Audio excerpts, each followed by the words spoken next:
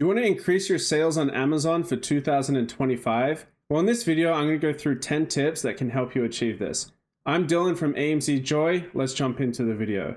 Okay, starting off, tip number 1, proper keyword research for products that are not established or are new. This can be used for existing products too. Now, it's better to use first-party data, and what I mean by that is tools available in Amazon. So let me show you how we can find relevant keywords to your product. In your Sales Central page, click the menu, hit Growth, and then select Product Opportunity Explorer.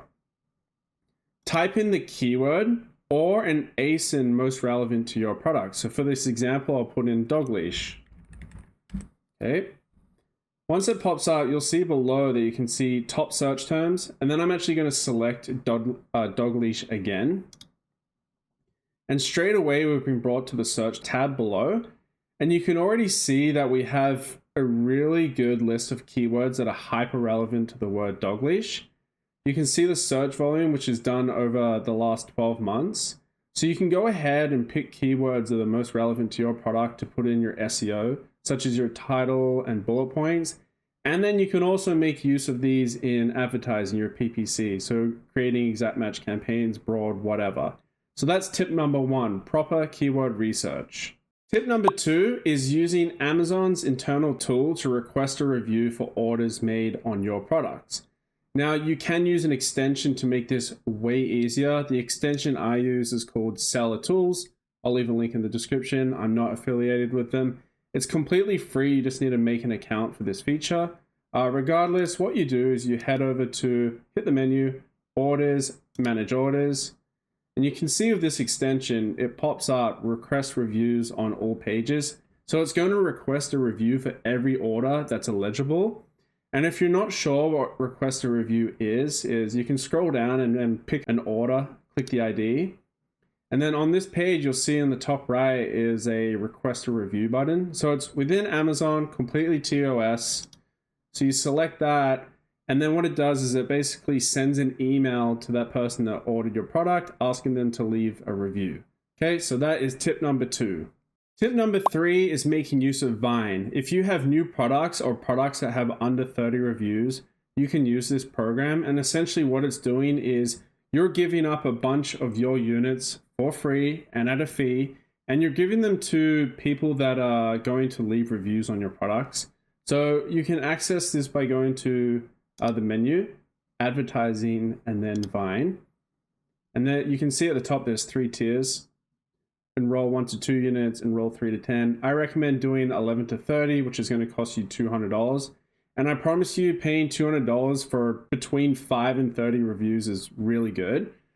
All you need to do is enter your ASIN here and then begin enrollment. So on this page, you can kind of see some of the requirements to be eligible, which is be brand registered, have fewer than 30 reviews, etc., etc. You can read these yourself. One other strategy that I've seen a lot of people do is if you're planning to create a variation, you can create standalone listings for each variation, list them in Vine, wait for the reviews to come in, and then over time, merge them all together, and you can have almost hundreds of reviews. It's technically against TOS, but I have not seen anyone being taken down for it. So at your own risk, you can take advantage of that too. So that is tip number 3, take advantage of Vine. Tip number 4 is enabling NARF or remote fulfillment for FBA. So if you're currently selling in USA only and you want to expand to Mexico and Canada, but you do not want to send stock to those countries, this option is great for you. It allows you to easily and seamlessly sell in those marketplaces, and it will use the stock in the USA. So to enable this, on the left-hand side in the menu, under Inventory, click Remote Fulfillment with FBA. And you can see here, I'm already enrolled, but then you can go and manage listings, what's available, what isn't. And basically what happens is customers will see these listings in those other marketplaces. When they make an order, it will come from the stock in the USA, and Amazon handles all the duties and things like that. So it makes it really simple if you don't want to send in stock to Canada and Mexico. And it's a great way to expand to these areas. Now, without having stock in those countries, obviously the duty and the shipping times and things like that might be a little bit of a deterrent. to the customers. So if you would rather send in stock to those countries, that is always a better option, but this is a good way to see if it's going to work. So that's tip number 4. Tip number 5 is pricing sales. So the easiest way to do this is through coupons, sale price, strike through prices. And why does this help? So the most simple one to do is coupons. And how does this appear in the search results? So for here, I've typed in Western Poster. And when I scroll down, you can see your eye catches this bright green badge, which is a coupon. And you can offer as low as 5% on all your listings. And it just takes up that little bit of real estate on the search results, and it stands out to the customer. So they're most likely to click it, or it gives you a little bit of an advantage on the click-through rate. And then another option, if you scroll down, is the strike-through price, which is here, which is essentially a sale price. So their normal price was $8.99 and they've lowered it to $7.99, and it shows that big minus 11%. So making coupons, pricing sales, and things like that is a huge way to increase sales. And I don't mean just when you're running those sales. So you could take advantage of this for like 30 days, increase your sales velocity, and then actually gain organic rank for those keywords. So you then appear higher in the search results when those coupons and sale prices go away. So you can benefit a lot from these, so take advantage of them. That's tip number 5. Tip number 6. Now you might see this one all across the industry right now because everyone's talking about it, but it's the main image. So why is the main image so important? It's because it's essentially the first thing the customer sees, and it's what catches the eye of the customer in order for them to click it. So here I typed in wireless door lock, and you can see already that like some of these products, the first one that catches my eye is you can see the wireless door lock to start with, but then you can see they have a phone, which you can see is an app. And then you can see, like, you can tell that that connects to the lock to unlock it. And it just shows like an extra value and feature. And because it's like, it really catches the eye of the bright green and things like that. And you can take this a step further, and you could actually add a keyword to the main image. So you see where they have their brand Yale. Underneath, it doesn't even have to be on the product. You could add wireless door lock, and that's just another thing to gain the customer's attention. So with main images, you want to make sure it's catching the eye. So another example we could use is, I guarantee if you type in vitamin gummies, we're going to see like fruit and things like that. And there you go, straight away. This one catches my eye straight away. This is creatine monohydrate. It is gummies, but it's not really what I was looking for. But you can see how they use the bright red gummies. They have the fruit in the background, and then they have the color splash. This is catching the eye of the customer. Now, technically, this stuff is against term of service or the policies, but the worst thing that's going to happen to you is Amazon says, hey, you need to change your main image, and it just becomes suppressed until you fix it. That's literally the worst thing that happens, and you hardly see anyone get taken down for it. So fix your main image. That is tip number 6. Tip number 7, variations. Variations can be very helpful to the customer, and it can be very helpful for you because it allows cross-selling and it allows customers to see all the options for that product. Now, if your products are relevant to each other and you have a top seller that outperforms pretty much everything, you can add those lower traffic products to the variation, and it brings extra eyes to the product. But you can see here, like for example, this variation shows different colors and then different pack sizes. So if you're not doing this, you need to create a variation to bring your products together so customers can see all the options. It's a version of cross-selling and also upgrading.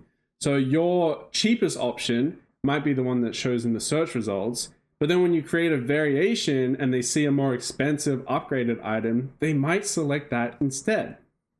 Now, there are some cases where you might not want to do this. If you're in a smaller niche, like I mean very small, if we create a variation and someone types in the keyword light bulbs, only one of those listings is going to show up for the keyword light bulbs.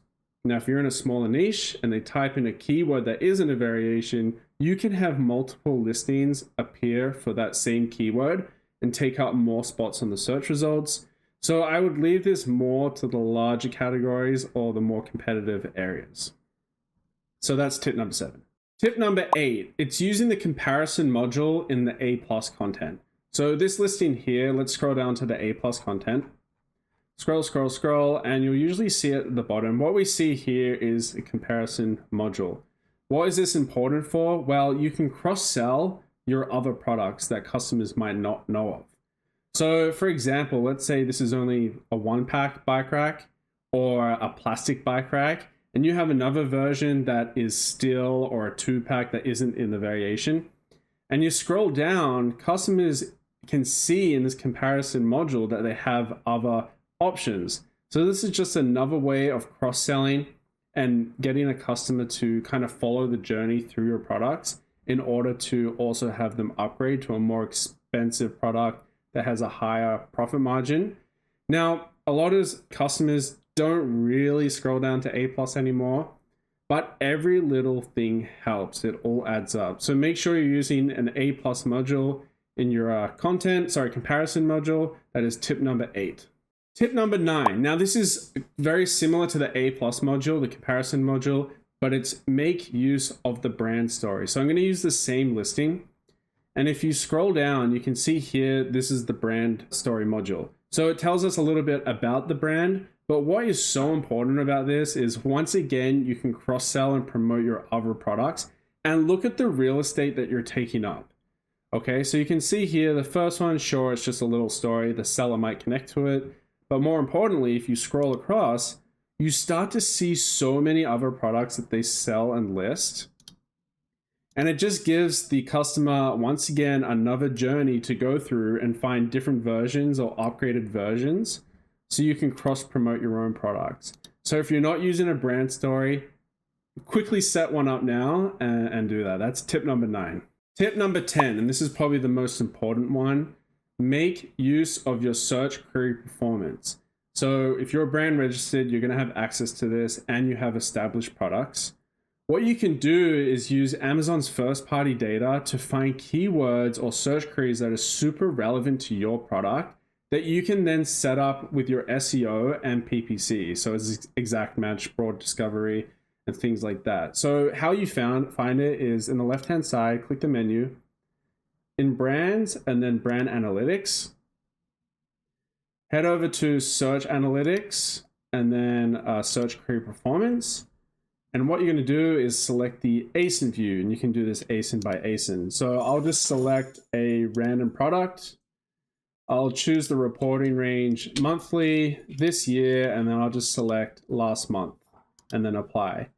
And you can see here that it's already given me really relevant search queries. So you can see the search query score, the lower, it just means it's more relevant to your product. And then you can break down it in other areas such as add to carts, click-through rate, and things like that. So this is the lower end, like it's not showing too many queries. A lot of people will get up to 100. So what you need to do is go in here, dig through it, and create campaigns with a lot of those keywords. Double check they're relevant to your product. And then also for those that are super relevant, add them to your title, add them to your bullets. So tip number 10 is taking advantage of the search query performance. And that's basically 10 tips that can help increase your Amazon sales. If you have any more questions, feel free to contact me, or my links are in the description below, or you can leave a comment and I'll be happy to answer anything there. Thank you for watching. I'm Dylan Heathcote from AMZ Joy. Have a good day.